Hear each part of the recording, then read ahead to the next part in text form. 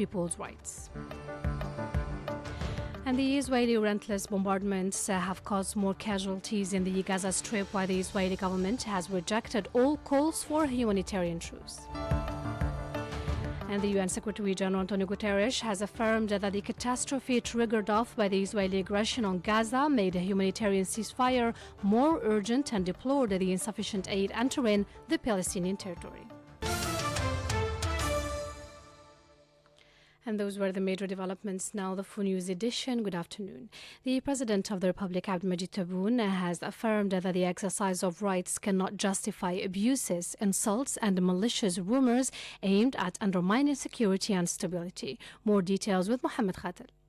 In his speech at the opening of the 2023-2024 judicial year, President Tebboune noted that any right enjoyed by individuals has a corresponding duty and every freedom is linked to responsibility, reiterating in the same context his determination to continue building the foundations of the rule of law based on justice and equality, making citizenship the basis with which the state deals with its children. Furthermore, President Tebboune underlined that the law represents the framework governing the work of magistrates, evoking on the occasion the changes brought to the legal system, particularly the reform of numerous legal texts with a view to adapting them to the Constitution and honoring the commitments he made to the people, foremost of which is moralization of public life and the fight against the abuses which have spread in society. President Tebboune added that building the rule of law requires continuous and constant work and the development and the moralization and efficiency of judicial action in order to guarantee justice to litigants and protect them against abuses and partiality. On this occasion, the President of the Republic praised the efforts made by the legislative body to support the government to implement a comprehensive legislative reform which adapts to the rapid changes of society following an inclusive and integrated vision in line with the approach to national recovery. يمثل الإطار الذي يحكم عمل القضاة، ومن هذا المنظور فقد تم الحرص على إصلاح العديد من النصوص القانونية بهدف تكييفها مع الدستور وتجسيد الالتزامات التي تعهدت بها أمام الشعب، وفي مقدمتها أخلاق الحياة العامة ومحاربة الانحرافات التي تفشت في المجتمع. وبهذه المناسبة نثمن المجهود الذي بذلته المؤسسة التشريعية بمرافقة الحكومة من أجل تكريس إصلاح تشريعي شامل يواكب الحركة السريعة للمجتمع وفق رؤية شاملة ومتكاملة تتماشى ومسار التقويم الوطني والتغيير المنشود. The President of the Republic emphasized that the current construction phase requires constant efforts to strengthen trust between citizens and justice. He expressed in this respect his recognition for the efforts of the judicial system to protect rights and fight against crime and corruption, while condemning the commitment of all magistrates to faithfully and loyally fulfill their responsibilities, calling on them to continue their efforts. أعبر في هذه المناسبة على تقدير الدولة لما يبذله القضاء من جهد لحماية الحقوق ومكافحة الإجرام ومحاربة الفساد، وأهيب بكل القضاة الحريصين على الاطلاع بمسؤولياتهم بأمانة وإخلاص، فإني أدعو الجميع لمواصلة هذه الجهود.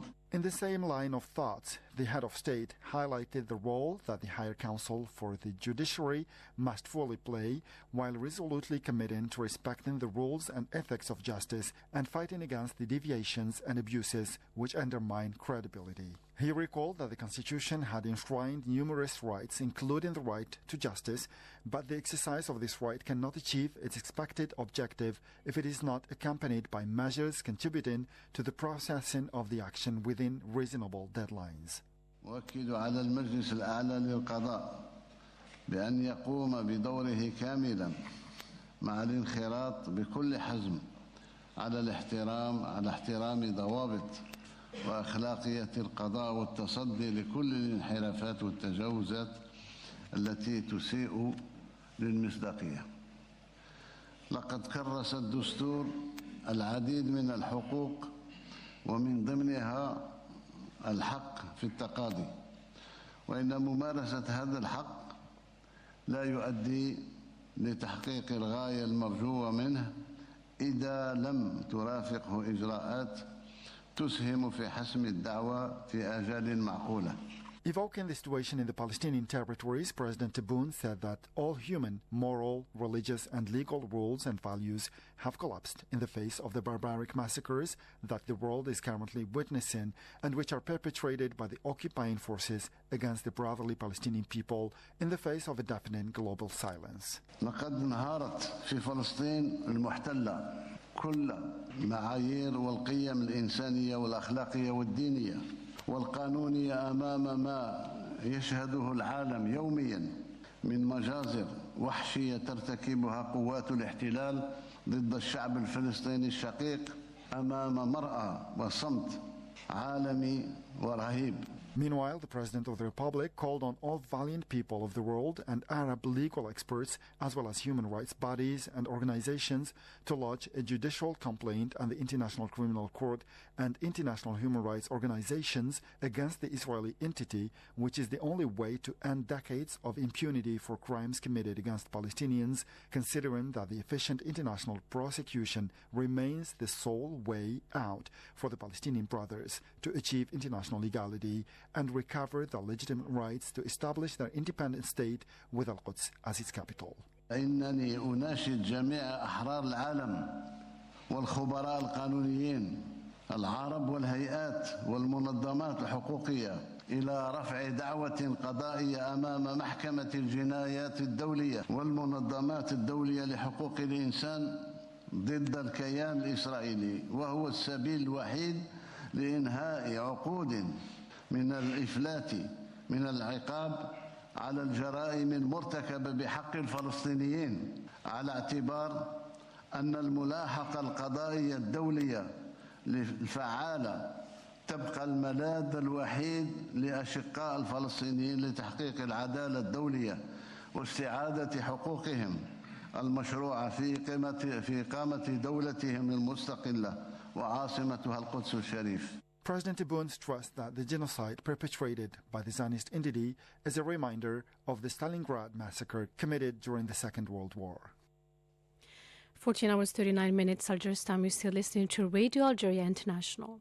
The Minister of Foreign Affairs and National Community Abroad, Ahmed Attaf, has been received in the Slovenian capital by the Slovenian president and held meetings with several senior officials as part of a working visit. He has been entrusted by the President of the Republic, Abdelmajid Tebboune. Mr. Attaf was received by the President of the Republic of Slovenia, to whom he conveyed the greetings of the President Tebboune and message reiterating his will towards reinforcing the opportunities offered in order to raise the Algerian-Slovenian relations to the highest level. Later on, he also met his Slovenian counterpart to share bilateral consultations that were later on extended to the two delegations. The discussions mainly focused on how to strengthen bilateral relations and how to promote bilateral cooperation between the two countries, which will join the UN Security Council as a non-permanent member. The minister also held talks with the energy minister of Slovenia, devoted to promoting cooperation between Slovenia and Algeria, considered as one of the country's main natural gas suppliers. The Algerian Foreign Minister Ahmed Attaf also has started a working visit to the Republic of Romania, the invitation of his counterpart, Lumi Nati Odibexo. His visit was aimed at boosting bilateral relations and promoting cooperation between the two countries. And the 71st Ordinary Session of the African Court on Human and People's Rights has kicked off here in Algiers under the chairmanship of Prime Minister Ayman Ben Abdelrahman. Miriam Barshit has us more. The Algerian Premier seized the opportunity to shed light on the suffering of Palestinians whose rights have been blatantly violated in front of the whole world. The world is going through sad and unprecedented events and flagrant violations of human rights in the land of Palestine. Algeria is closely following the latest dangerous and sad developments in occupied Palestine. She emphasizes the right of Palestinian people to their basic and full rights, notably the right to life and health, in addition to the right to live in peace and security. Algeria also emphasizes the right of the children of Palestine to live their childhood in innocence as provided for by international conventions and accords. Meanwhile, the president of the African Court on Human and People's Rights, Imani Aboud, hailed Algeria's major participation in establishing the African Court on Human and People's Rights. Algeria was one of the 32 African countries that established the Organization of African Unity in 1963. And the success of the organization was grounded on the premise that freedom, equality, justice, peace, and dignity are essential for the achievement of the legitimate aspiration of the African peoples. The life struggle of one of the greatest Africans, a true son of the soil, His Excellency Ahmed Ben Bella, the first president of the country, was an embodiment of these values. He is quoted as having said that the struggle for justice, equality is never easy, but it's necessary for a better future. End of quote. The African official also stressed the importance of the African 2063 agenda in boosting Africa's potential and meeting the aspirations of Africans. Agenda 2063 encapsulated that dream, now fully expressed by the African people, in 7 key legitimate aspirations. Aspirations which, if fully accomplished, will lead to an integrated, prosperous, and peaceful Africa, driven by its own citizens, representing a dynamic force in the international arena. That is the African we want. Excellencies, yes, Ben Bella is not with us, but he and many of his generation bequeath to us a continent full of potential. Africa's potential can only be harnessed and realized within an integrated, united, peaceful, and prosperous continent. The president of the African Court on Human and People's Rights also shed light on the importance of the independence of the judiciary for the development of communities in Africa. History teaches us that an independent judiciary is indispensable for the socio-economic and political development of any community. Aspiration 3 of Agenda 2063 is crucial to the realization of the objectives of the African Union Agenda 2063. This will require that member states of the African Union undertake the international human rights obligations, including ratification of the international human rights instruments, domestication of these instruments, deposit of the Article 34(6) of the Declaration, compliance with the decisions and recommendations of human rights bodies, and such other support as may be required to ensure the effective functions of the human rights bodies. Let's note that the proceedings of the 71st Ordinary Sessions of the African Court on Human and People's Rights are being held until the 4th of December here in Algiers. The Israeli government has rejected all calls for a humanitarian truce and pursued its relentless bombardment of the Gaza Strip, causing more casualties. Palestinian sources said that 100 people were killed in overnight airstrikes against the territory. In this respect, the Palestinian news agency Wafa today announced that one of its journalists was killed in the Israeli bombardments. He was killed together with 42 members of his family, including his children, brothers and sisters, in the Israeli bombardment targeting his house nearby fishing port in the western part of Gaza. The all-out operation launched 1 month ago by the Israeli occupying forces has claimed around 10,000 lives, mainly women and children. Dozens of Israeli settlers stormed today morning Al-Aqsa Mosque compound in occupied Jerusalem under the protection of the Israeli occupation police. Witnesses said scores of settlers entered the Al-Aqsa Mosque in separate groups where they conducted provocative tours through the courtyards of the mosque. And the UN Secretary General Antonio Guterres has affirmed that the catastrophe triggered off by the Israeli aggression on Gaza made a humanitarian ceasefire more urgent and deplored the insufficient aid entering the Palestinian territory. Addressing the press, he stressed that the Gaza Strip had been turned into a cemetery for children and that the humanitarian crisis in Gaza had been transformed into a crisis of humanity. The UN chief stressed that parties at issue faced an immediate and fundamental responsibility aimed at putting an end to the inhuman collective suffering and significantly increasing the humanitarian aid to Gaza. This came as the Israeli government continued to turn a blind ear or blind eye to all calls for humanitarian aid, affirming that it would hold the security responsibility of the territory for an indefinite period when the war ends. The United Nations, NGOs, and several Arab countries have called for a ceasefire at a time when the United States advocated a humanitarian pause to allow the population of Gaza to have access to vital assistance. And members of the UN Security Council have met in a closed session to address the situation in Gaza amid the Israeli ongoing bombardments. Jamal Salmani. The Council, meeting at the request of the United Arab Emirates and China, convened for the sixth time in an emergency session since the beginning of the Zionist entity's aggression against Gaza on the 7th of October.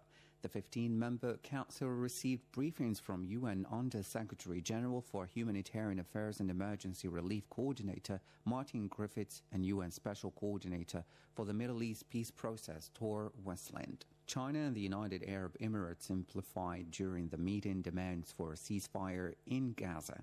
The permanent representative of China to the United Nations Ambassador Su Jun expressed on the occasion serious concern at the attacks on hospitals, refugee camps and shrines in Gaza. The United Arab Emirates and China called for this meeting to express grave concern at the continued attacks by Israel on hospitals, refugee camps, schools, UN premises, places of worship, and other civilian facilities in the Gaza Strip, including most recently on the Jabalia and El Maghazi refugee camps, El Fakhura School, and the Dar el-Shifa Hospital in Gaza City. As the Secretary General stated this morning, this is a crisis of humanity. In less than a month, more than 10,000 Palestinians in the Gaza Strip have been killed. And as we speak, Palestinian civilians continue to be killed.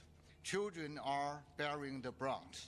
As several UN officials have stated already, Gaza is becoming a graveyard for children. No one is safe more. No one is safe. More UN aid workers and journalists have been killed in 4 weeks than in any month of a conflict in decades. If ever, Palestinian civilians are also deprived of necessities essential to their survival. In the midst of this catastrophic situation, we emphasize the need for the Security Council to act with urgency and adopt a meaningful and actionable resolution. Over the past couple of weeks, members of the Security Council have been working tirelessly to this end. We call for an urgent humanitarian ceasefire. The Secretary General just made the same call this morning, a humanitarian ceasefire now. At least 10,022 Palestinians, including 4,104 children and 2,641 women, have been killed in Israeli bombardments in the Gaza Strip. Another 159 Palestinians have been killed and 2,250 injured by Israeli forces across the West Bank in the same period. You're still listening to Radio Algeria International. Foreign ministers of 7 global powers, along with the European Union, are gathering in Japan for 2 days of talks that will center on the Israeli ongoing war in Gaza. Top diplomats of Canada, France, Germany, Italy, Japan, the United Kingdom, and the United States, as well as the EU, which make up the Group of 7 or G7 bloc, are holding talks today in Tokyo as the death toll in Gaza mounts and concerns grow that the war could devolve into a regional crisis. Israeli attacks have killed more than 10,000 Palestinians, more than a third of them children, according to Palestinian officials, while displacing 1.5 million people and decimating much of the territory's infrastructure. You're still listening to Radio Algeria International, and that's it, dear listeners, for our news bulletin. I invite you now to listen to a special program devoted to the Algerian war veterans, Ben Mhidi. The program is compiled and presented by Aziza Gassi.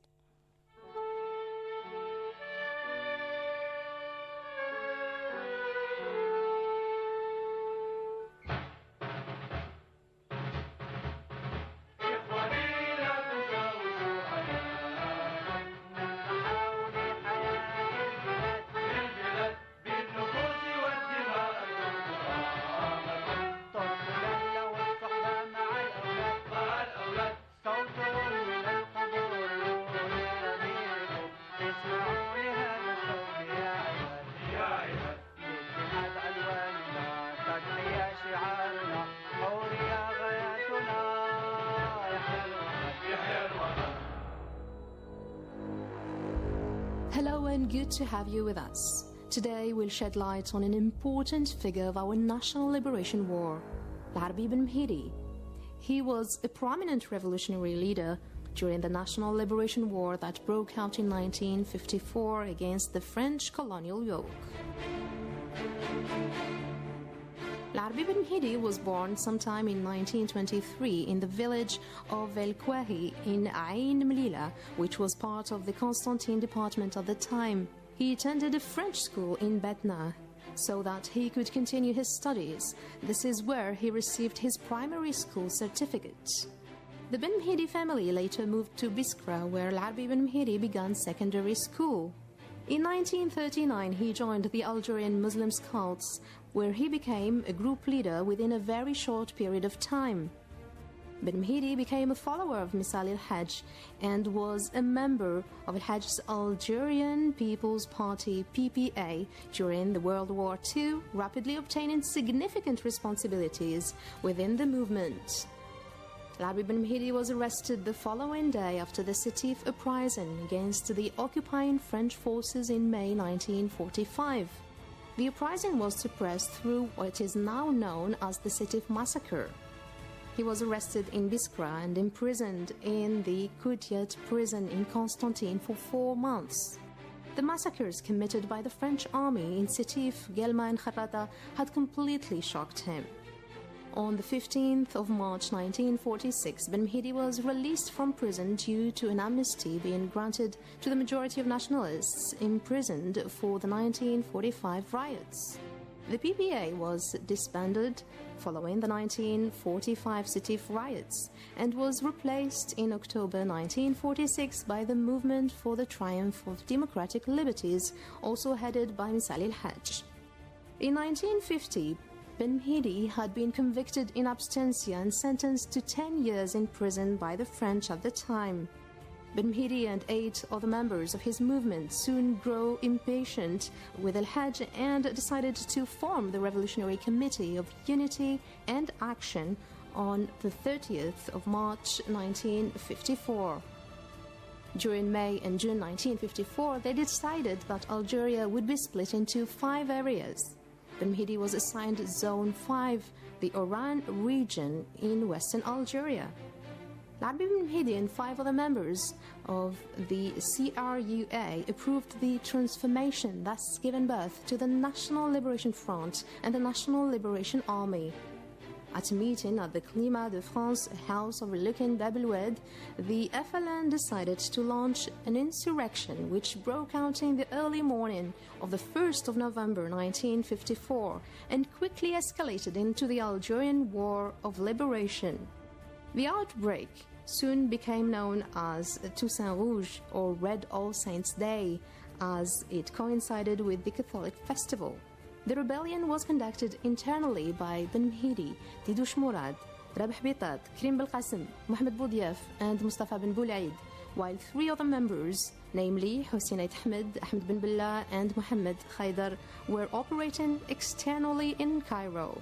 They later became known as the Men of November. Ben Mhidi was designated in the Wilaya of Oran, as we said. However, he encountered exceptional difficulties as the area had been recently struck by an earthquake and arms that were promised had not been given. On the 2nd of November 1955, Ben Mhidi took command of the Zone Autonome of Algiers and appointed Yessef Saadi as his aide. On the 25th of June 1956, a FLN track authored by Ben Mhidi and Abban Ramdan declared all executions of fighters would be followed by retaliation. For each FLN soldier guillotined, 100 Frenchmen will be cut down.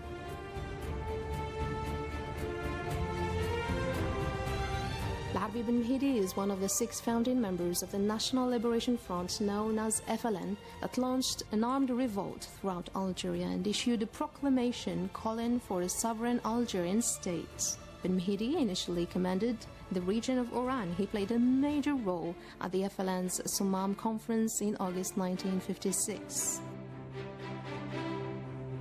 In August 1956, Ben Mhidi handed over Oran to Abdelhafid Boussoum and assumed command in Algiers, as he was given the responsibility after the election for launching the Battle of Algiers. In January 1957, he suggested the idea of an insurrectional strike. It took place on the 28th of January 1957. It caught the attention of the world and the United Nations. Ben Mhidi did not stay longer than 2 days in each hideout in the Kasbah with his companions, as 2,000 paratroopers were searching for FLN members.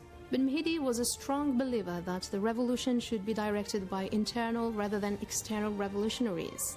Larbi Ben Mhidi was captured by the French paratroopers in February 1957 during the Battle of Algiers. It is said that while he was tortured, he repeated to his torturers, "We will win because we represent the forces of the bright future, while you will be defeated because you want to stop the course of history that will take you away in its race, and because you are attached to the dirty colonial past that is meant to disappear. He will be cowardly executed by the French forces." In the year 2000, retired French General Ossares admitted torturing Algerian fighters and that Ben Mhidi was executed while in custody. However, the exact truth regarding his death remains a mystery to this day. Ben Mhidi is considered to be a national hero in Algeria and is considered to be a symbol of the revolution that brought an end to French colonialism.